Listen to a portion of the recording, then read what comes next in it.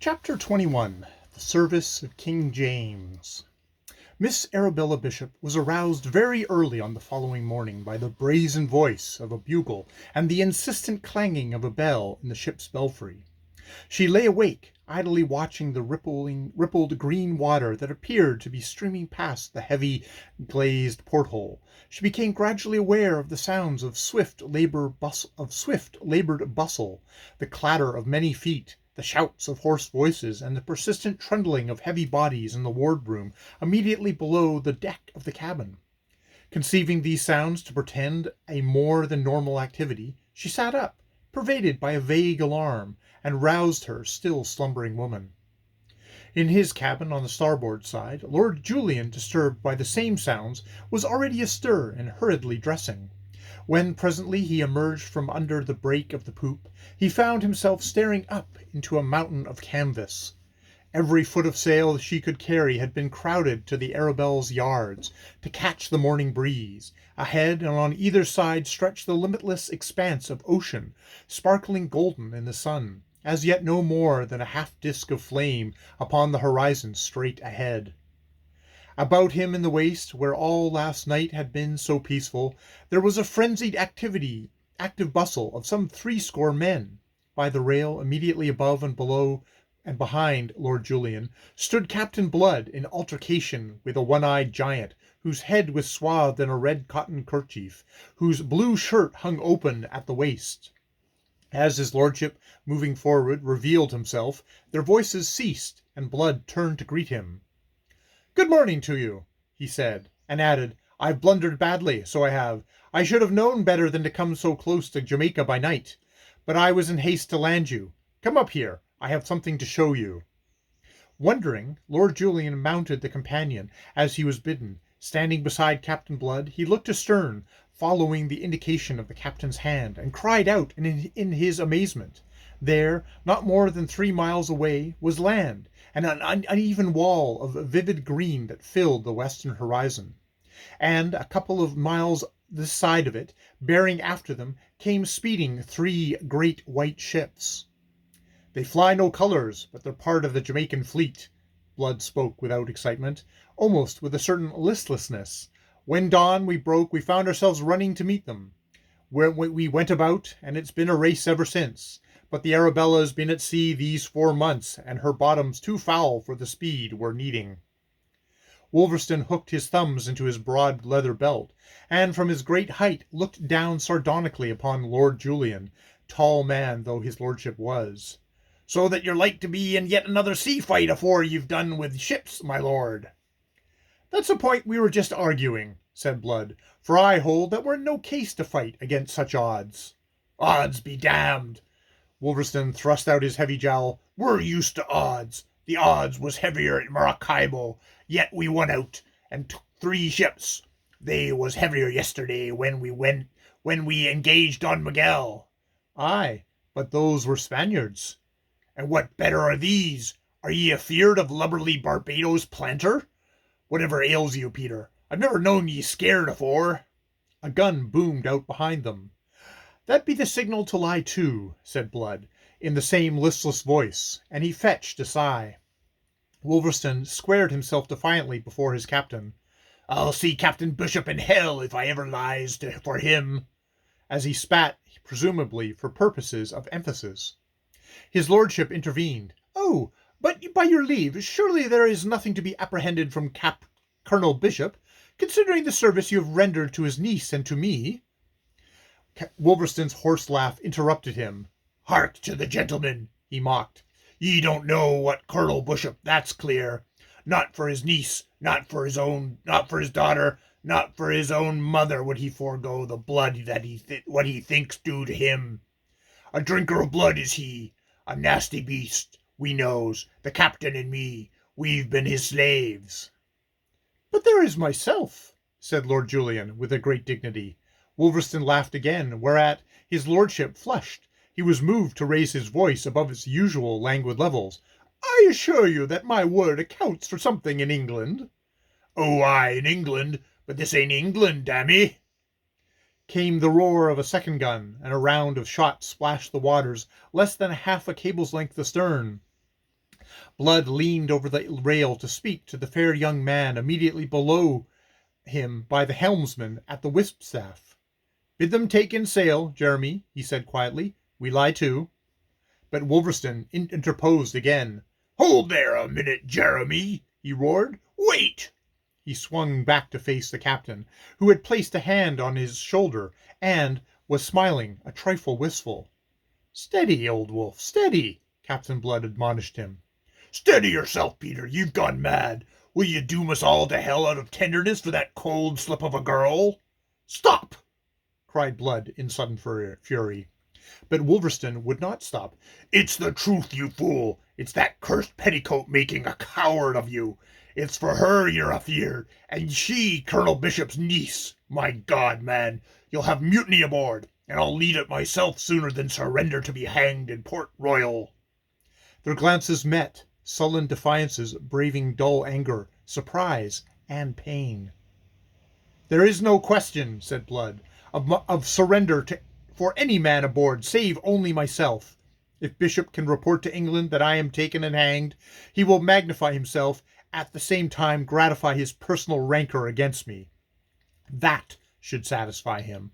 I'll send him a message offering to surrender aboard his ship, taking Miss Bishop and Lord Julian with me, but only on a condition that the Arabella is allowed to proceed unharmed. It's a bargain that he'll accept, if I know him at all." "It's a bargain he'll never be offered," retorted Wolverstone, and all his earlier vehemence was at nothing to his vehemence now. "Ye've surely daft even to think of it, Peter." "Not so daft as when you talk of fighting that." He flung out an arm as he spoke to indicate the pursuing ships, which were slowly but surely creeping nearer. "Before we've run another half-mile, we'll be within range." Wolverstone swore elaborately, then suddenly checked. Out of the tail of his single eye he had spied a trim figure in grey silk that was ascending to the companion. So engrossed had they been that they had not seen Miss Bishop come from the door of the passage leading to the cabin. And there was something else that those three men on the poop, and Pitt immediately below them, had failed to observe. Some moments ago, Ogle, followed by the main body of his gun-deck crew, had emerged from the booby hatch to fall into muttering, angry, vehement talk with those who, abandoning the gun tackles upon which they were laboring, had come to crowd about him. Even now Blood had no eyes for that. He turned to look at Miss Bishop, marvelling a little, after the manner in which yesterday she had avoided him, that she should now venture upon the quarter-deck. Her presence at this moment, and considering the nature of his altercation with Wolverstone, was embarrassing. Very sweet and dainty, she stood before him in her gown of shimmering grey, a faint excitement tinting her fair cheeks and sparkling in her clear hazel eyes that looked so frank and honest. She wore no hat, and the ringlets of her gold-brown hair fluttered distractingly in the morning breeze. Captain Blood bared his head and bowed silently in greeting, which she returned, composed and formally. "What is happening, Lord Julian?" she inquired. As if to answer her, a third gun spoke from the ship towards which she was looking intent and wonderingly. A frown rumpled her brow. She looked from one to the other of the men who stood there so glum and obviously ill at ease. "They are the ships of the Jamaican fleet," said his lordship answered her. It should in any case have been a sufficient explanation, but before more could be added, their attention was drawn at last to Ogle, who came bounding up the broad ladder, and to the men lounging aft in his wake, in all of which, instinctively, they apprehended a vague menace.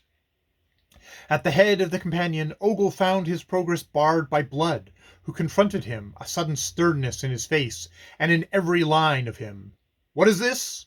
the captain demanded sharply. "Your station is on the gun-deck. Why have you left it?" Thus challenged, the obvious truculence faded out of Ogle's bearing, quenched by the old habit of obedience and the natural domination that was the secret of the captain's rule over his wild followers. But it gave no pause to the gunner's intentions. If anything, it increased his excitement. "Captain," he said, and as he spoke, he pointed to the pursuing ship. "Colonel Bishop holds us. We're in no case either to run or fight." Blood's height seemed to increase, as did his sternness. "Ogle," said he, in a voice cold and sharp as steel, "your station is on the gun deck. You'll return to it once, and you'll take your crew with you, or else." But Ogle, violent of mien and gesture, interrupted him. "Threats will not serve, Captain." "Will they not?" It was the first time in his buccaneering career that an order of his had been disregarded, or that a man had failed in obedience to which he pledged all those who joined him. That this insubordination should proceed from one of those whom he most trusted, one of his old Barbados associates, was in itself a bitterness, and made him reluctant to that which instinct told him must be done. His hand closed over the butt of one of the pistols slung before him. "Nor will that serve you," Ogle warned him, still more fiercely. "The men are of my thinking, and they'll have their way." "And what way may that be?" "The way to make us safe. We'll neither sink nor hang whiles we can help it." From the 3 or 4 score men massed below in the waist came a rumble of approval. Captain Blood's glance raked the ranks of those resolute, fierce-eyed fellows. Then it came to rest again on Ogle. There was here quite plainly a vague threat, a mutinous spirit he could not understand. "You have come to give advice, then, do you?" quoth he, relenting nothing of his sternness. "That's it, Captain. Advice. That girl there." He flung out a bare arm to point at her. "Bishop's girl, the governor of Jamaica's niece. We want her as hostage for our safety." "Aye!" roared in chorus the buccaneers below, and 1 or 2 of them elaborated that affirmation. In a flash Captain Blood saw what was in their minds, and for all that he lost nothing of his outward stern composure. Fear invaded his heart. And how," he asked, "do you imagine that Miss Bishop will provide such a hostage?" "It's a providence having her aboard, a providence. Heave to, Captain, and signal them to send a boat, and assure themselves that Miss is here. Then let them know that if they attempt to hinder our sailing hence, we'll hang the doxy the first, and fight for it after. That'll cool Colonel Bishop's heat, maybe." And maybe it won't. Slow and mocking came Wolverston's voice to answer the other's confident excitement. As he spoke, he advanced to Blood's side, an unexpected ally. "Some of them dawcocks may believe that tale." He jerked a contemptuous thumb towards the men in the waist, whose ranks were steadily being increased by the advent of the others from the forecastle. "Although even some of them should know better, for there's still a few of them that was on Barbados with us, and are acquainted, like me and you, with Colonel Bishop. If you're counting on pulling Bishop's heartstrings, you're a bigger fool, Ogle, than I've always thought you was with anything but guns. There's no heaving to for such a matter as that unless you want to make quite sure of our being sunk. Though we had a cargo of Bishop's nieces, it wouldn't make him hold his hand.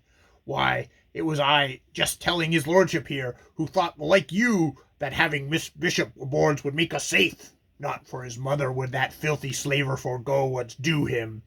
And if you weren't a fool, Ogle, you wouldn't need me to tell you this. We've got to fight, my lads." "How can we fight, man?" Ogle stormed at him, furiously battling the conviction which Wolverston's argument was imposing upon his listeners. "You may be right. You may be wrong. We got to chance it. This is our only chance." The rest of his words were drowned in the shouts of the hands insisting that the girl be given up to be held as hostage. Then louder than before roared a gun away to leeward, and away on their starboard beam they saw the spray flung up by the shot, which had gone wide. "They are within range." "Range!" cried Ogle, and he leaned from the whale. "Put down the helm!" he commanded.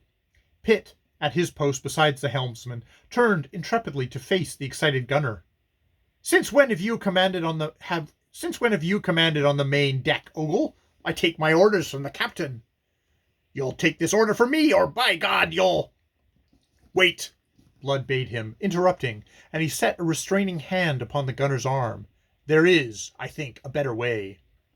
He looked over his shoulder aft at the advancing ships, the foremost of which was now a bare quarter-mile away.